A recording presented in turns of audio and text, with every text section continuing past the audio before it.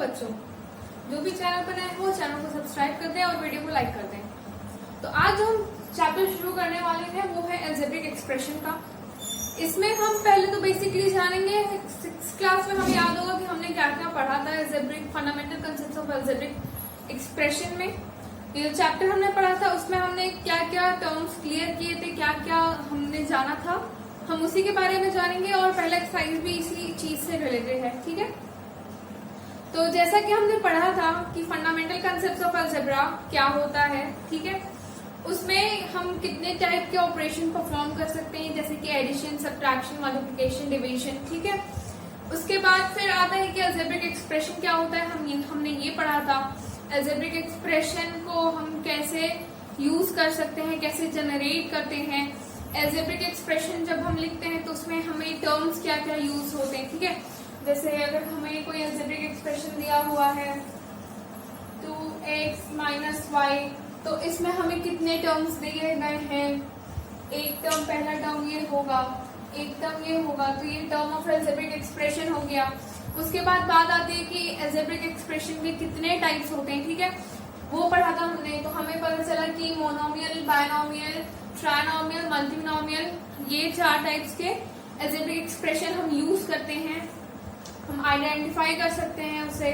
ठीक है, अब उसके बाद जो एक वर्ड आता है कोफिशिएंट, ठीक है, उसे हम इस तरह से जान सकते हैं किसी भी टर्म का फैक्टर क्या होता है। ठीक है, किसी भी अलजेब्रिक एक्सप्रेशन में जो टर्म हम यूज करते हैं या टर्म जो अलग अलग टर्म्स होते हैं उसमें जो उसका फैक्टर होता है, चाहे वो न्यूमेरिकल फैक्टर हो या फिर वेरिएबल फैक्टर हो, वही उस टर्म का कोफिशिएंट होता है। ठीक है, अगर हमें क्वेश्चन में पूछ रहा है कि आप कोफिशिएंट बताइए, एक क्वेश्चन लेते हैं x² minus 2x plus Y, ठीक है, और इसमें अब आपको अगर कहा गया है कि आप हमें x का कोफिशिएंट बताइए,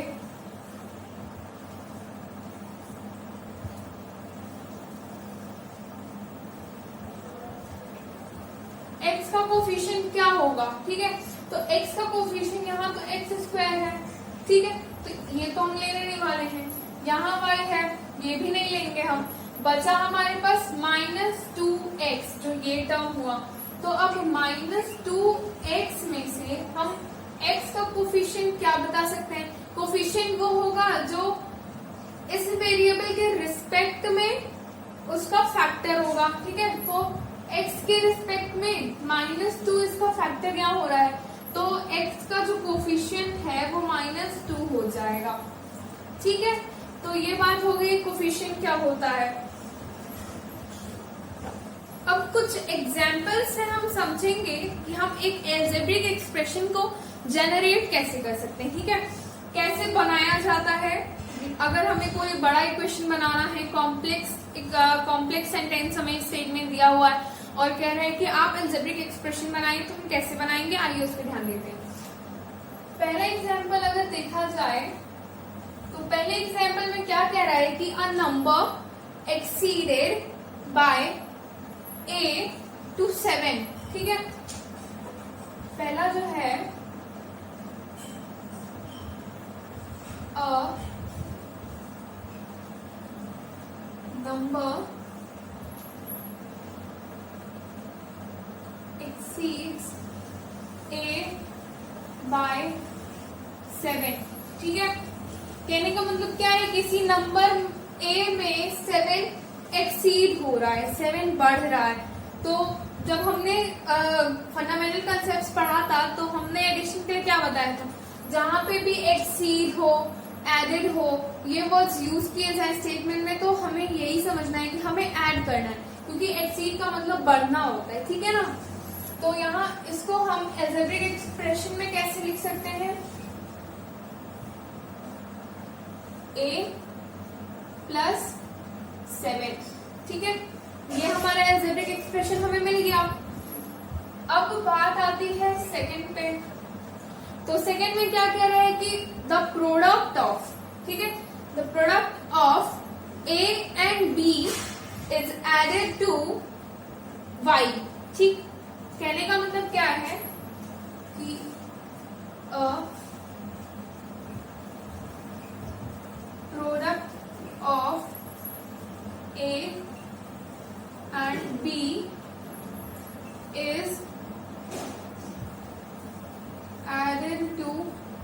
y,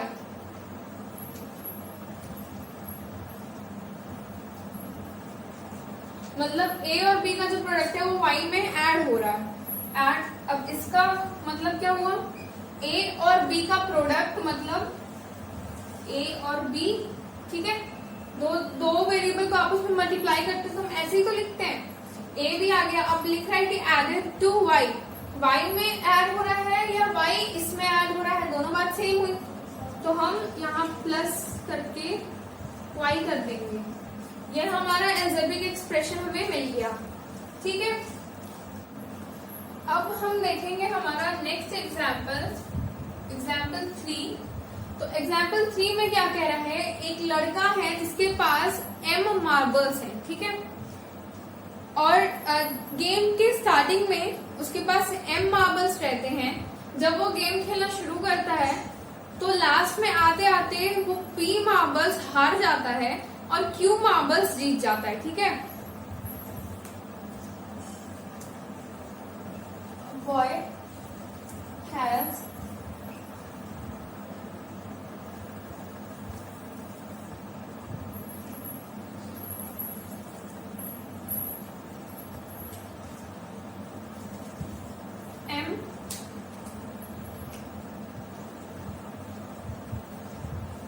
m marbles in the starting game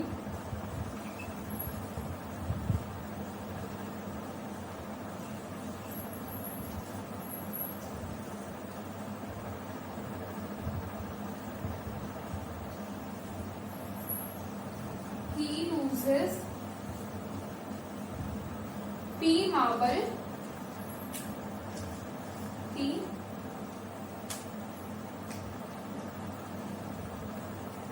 marbles and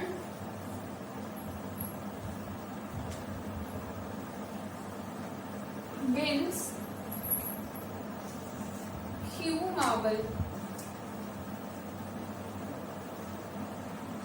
तो अब क्वेश्चन में हमें पूछा गया है कि he now has is equal to question mark, ठीक है, बहुत बेसिक है, देखिएगा ध्यान से।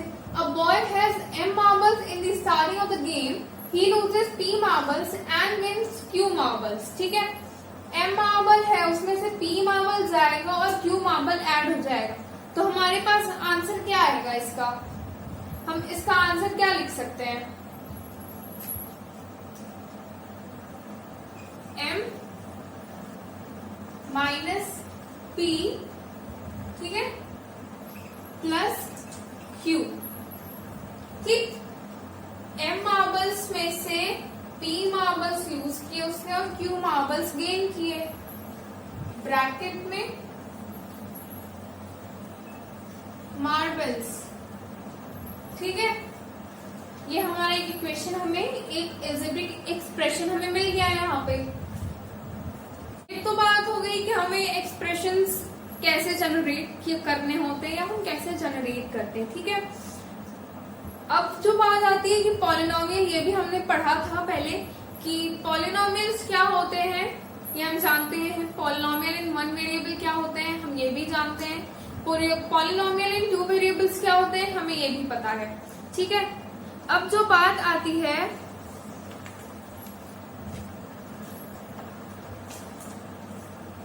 अब बात आती है कि हमें एक्सरसाइज में क्या दिया गया है, ठीक है। तो according to the exercise 13A, question 1 कहता है कि आपको मोनोमियल, बायनोमियल, ट्राइनोमियल, ठीक है, एल्जेब्रिक एक्सप्रेशंस आइडेंटिफाई करने हैं, ठीक है। तो पहला वाला दिया क्या है कि क्वेश्चन 1 में दिया है कि आपको आइडेंटिफिकेशन करना है एक्सप्रेशंस का, एल्जेब्रिक एक्सप्रेशंस का। तो पहले में क्या दे रहे हैं, 7p square q into a square b, पहले क्वेश्चन में ये दे रहा है, ठीक है। तो हम क्या करेंगे, इसमें हम कैसा आइडेंटिफाई करेंगे कि ये मोनोमियल है, बायनॉमियल है, ट्राइनॉमियल है, कैसे करेंगे। अब देखिए यहाँ हमें दिख क्या रहा है कि हमारे पास एक ये टर्म है, एक ये टर्म है, ठीक है, हमें ये दिख रहा है। अगर यहाँ मल्टीप्लाई ना लेके हम प्लस ले लें तो ज्यादा इजी पड़ेगा आप लोगों को समझने में। यहाँ हमारे पास दो टर्म है, एक ये टर्म और एक ये टर्म, ठीक। अब मोनोमियल में क्या होता है, वो ऐसे एक्सप्रेशंस होते हैं जिसमें हमारे पास सिर्फ एक टर्म रहता है। बायनॉमियल ऐसे एक्सप्रेशंस होते हैं जिसमें दो टर्म रहते हैं। ट्राइनॉमियल में तीन टर्म्स रहते हैं, लेकिन हमें तो यहाँ दो टर्म दिख रहे हैं, तो ये हो गया ये बायनॉमियल हो गया।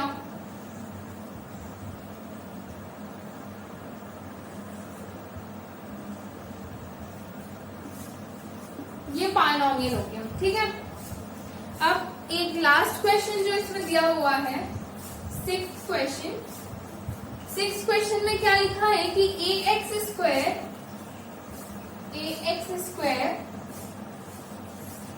Plus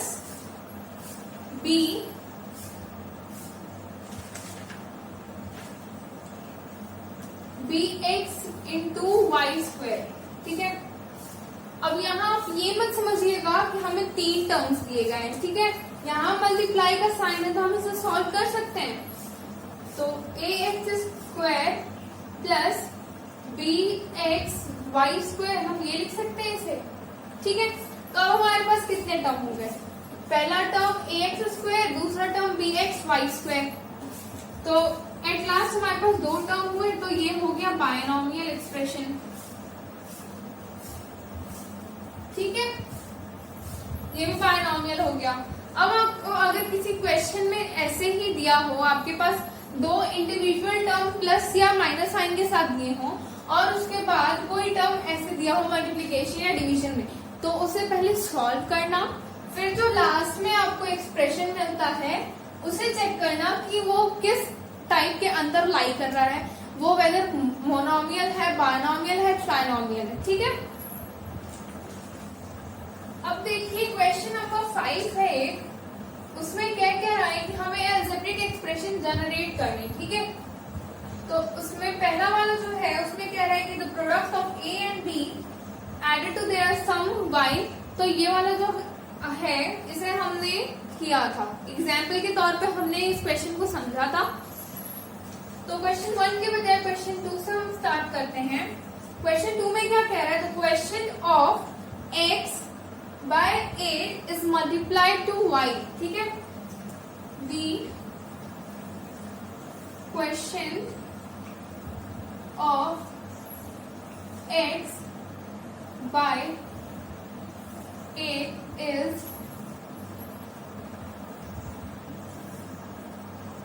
multiplied by y। कहने का मतलब क्या है, x by 8 का जो क्वेश्चन होगा उसे हम y से मल्टीप्लाई करें।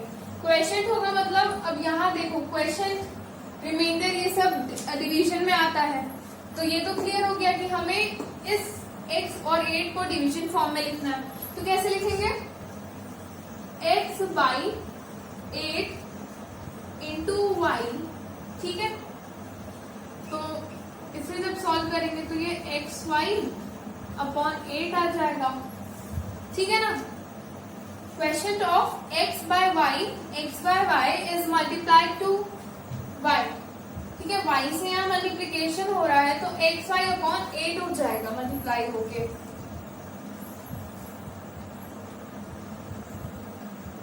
इसी तरह हम नेक्स्ट भी देखेंगे, क्वेश्चन 4 देखते हैं।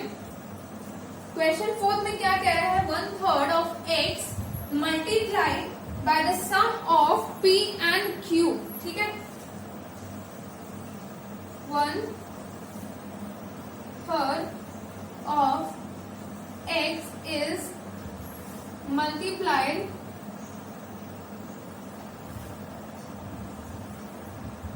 by the sum of p and q, ठीक है। यानी कि x का 1/3 जो है वो p और q के सम से मल्टीप्लाई हो रहा है। लिखने का तरीका क्या है, पहले तो हम पार्ट में डिवाइड कर लेंगे कि हमें पहले क्या देखना है। 1/3 ऑफ x को हम लिखेंगे 1/3 इंटू एक्स, ठीक है, ये 1/3 ऑफ x हो गया। अब कह रहे हैं कि multiplied by the sum of p and q, sum of p and q, तो p प्लस q एक ब्रैकेट में ले लेंगे, ठीक है, मल्टीप्लाइड बाय, ये हो गया, यहाँ ये वाला साइन आ जाएगा, ठीक, ये हमारा अलजेब्रिक एक्सप्रेशन हमें मिल गया। क्या ले रहा है, क्वेश्चन नंबर 6 हम लेंगे, ठीक है। क्वेश्चन नंबर 6 में क्या लिखा है, from a rod P plus Q unit in length n equal pieces are cut. Find the length of each piece. 6 में क्या कह रहा है कि एक रॉड है जिसकी length P plus Q units है, ठीक है, उसे n इक्वल पार्ट में कट करना है, तो कह रहा है कि find the length of the piece, ठीक है, ईच पीस का लेंथ क्या होगा ये पूछ रहा है। तो पहली चीज जो हमें देखनी है वो क्या है कि जो P plus Q है ये रॉड की लेंथ है, ठीक है, यूनिट्स रॉड की लेंथ है, ठीक है। दूसरी चीज क्या है, उस अब मान लो अगर ये कोई रॉड है, ठीक है, इसकी जो लेंथ है वो P plus Q है, ठीक है। अब इसे n पार्ट्स में कट करना है, n पार्ट्स में कट करना है, तो उस ईच पार्ट की लेंथ क्या होगी।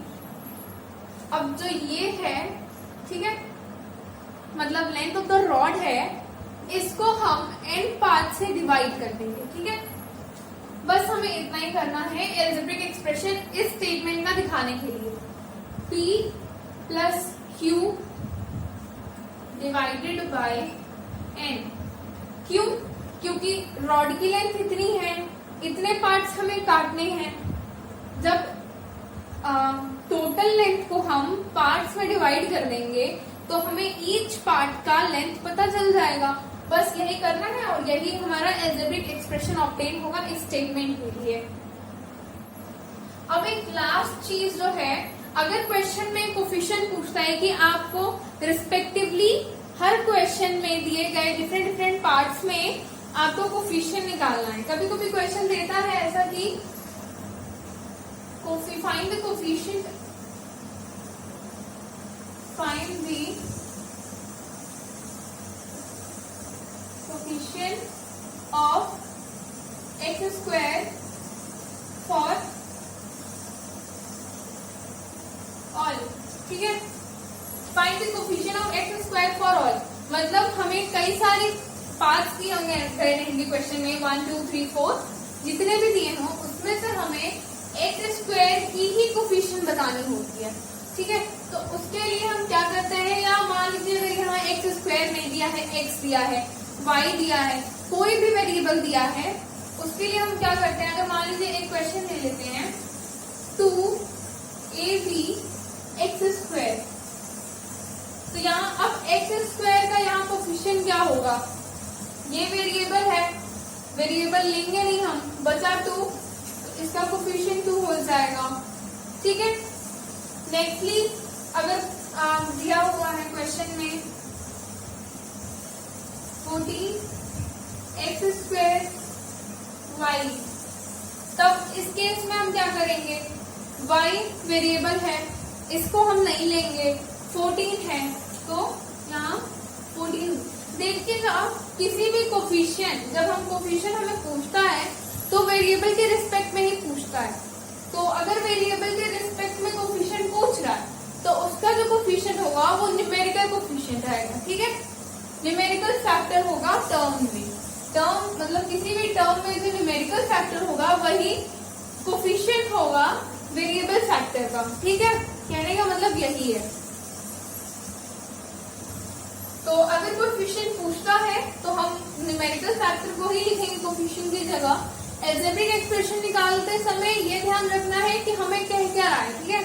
सबसे पहले समझने की कोशिश है, समझने की कोशिश करनी है कि हमें करना क्या है क्वेश्चन में। हर एक वर्ड को ध्यान से पढ़ने के बाद ही हम एक्सप्रेशन निकालेंगे। ठीक,